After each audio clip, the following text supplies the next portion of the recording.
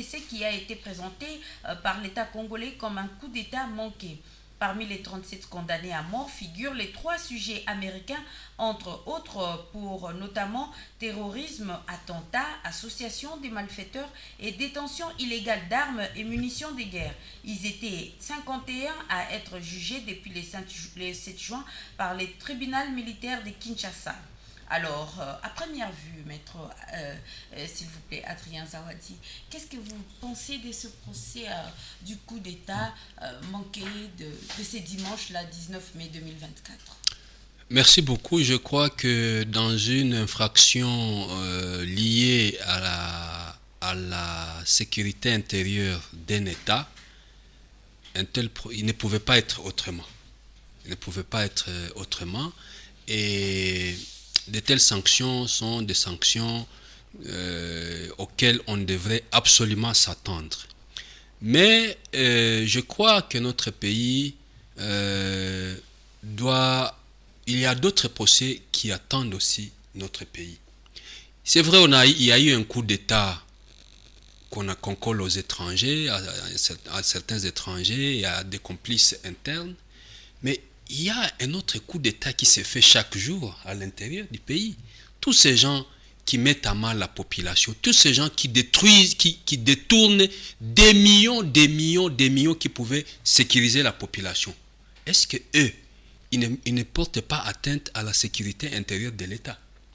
Quelqu'un qui détourne, par exemple, l'argent qui doit payer les militaires au front.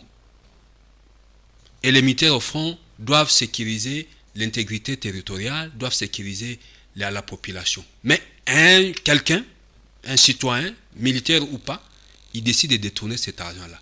Quel est le sort de celui-là? Donc moi je dis, c'est vrai, lorsque vous voulez protéger votre pouvoir, vous pouvez faire des sanctions comme celle-là, ou organiser des coups d'État, ou manquer, ou voilà, tout ce qu'on peut penser, et condamner les gens. Mais qu'est-ce que vous faites de ces gens à l'intérieur de vos propres collaborateurs qui détournent des millions qui devraient servir l'armée, la police et les autres services de sécurité pour que finalement ce genre de situation ne puisse pas arriver? Lorsque cette situation, le 19 mai, est arrivée, nous avons décrié la faiblesse et la porosité de nos services de sécurité. Mais il y a des gens qui sont connus d'avoir détourné des millions, je dis bien des millions, et des centaines de millions qui pouvaient aider à moderniser nos services de sécurité pour que pareille situation de coup d'État ne puisse plus arriver et que les simples citoyens puissent mourir. Mais qu'est-ce qu'on a fait de ces gens-là? Moi, je pense qu'il faut à la fois infliger des sanctions à ces risqueurs-là, à ces risqueurs qui veulent faire des coups d'État, mais il faut aussi infliger des sanctions à ces gens-là de l'intérieur qui volent la République, qui détruisent la République, qui portent atteinte à la sécurité des citoyens parce qu'ils détournent les moyens qui étaient affectés à nos services de sécurité. Donc moi je crois que c'est bien, on a fait ces procès-là, on a prononcé les jugements, c'est comme le procès de Corneille Nangaa la fois passée, j'avais dit, bon écoutez, qu'est-ce que ça fait sur Corneille Nangaa? Mais ce que nous aimerions voir, nous la population, c'est autant sanctionner ces gens-là qui font des coups d'État ratés, mais autant aussi sanctionner sévèrement d'autres membres du gouvernement ou des institutions de la République qui détournent des millions d'argent. C'est ça qui va remettre l'État sur les rails. C'est ça qui va rassurer la population. Mais bon, on les a condamnés après.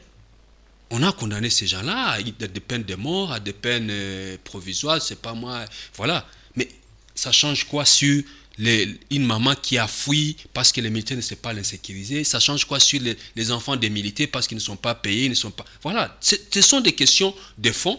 Et politiquement, tous les États du monde entier ne feraient pas autrement que ce que le gouvernement de Kinshasa a fait par rapport à ces gens-là qui ont intenté un coup d'État. Mais nous disons comme population, on ne peut pas s'arrêter à ça et faire ce genre d'action pour dire que nous allons nous frotter les mains. Nous, la population, c'est que nous voulons que notre situation puisse s'améliorer. Et notre situation ne peut s'améliorer que si on donne des moyens à nos services de sécurité tous les services de sécurité, on les modernise, on leur donne des moyens pour qu'il n'y ait plus de coup d'État, pour que notre armée soit à la hauteur de défendre l'intégrité territoriale. C'est ça que nous voulons. Donc ces procès-là, bon, il reste un procès ordinaire comme d'autres procès qui ont eu lieu au monde, mais ce que nous voulons, c'est qu'il faut que les choses changent de l'intérieur.